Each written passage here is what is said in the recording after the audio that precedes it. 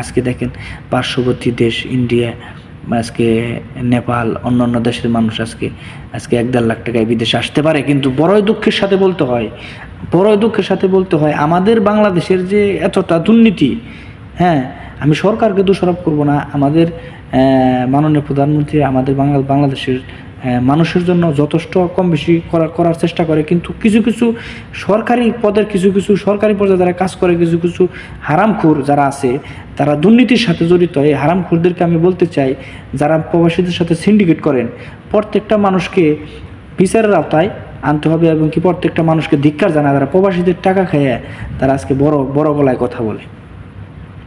আপনি প্রত্যেকটা জায়গায় যাবেন, পাসপোর্ট করবার যাবেন, আজকে পুলিশ ক্লিয়ারেন্স যাবেন, যে কোনো জায়গায় আপনি যাবেন, আপনার সাথে আজকে দেখবেন ছিটারি বাটপারি বদমেশি হবেই।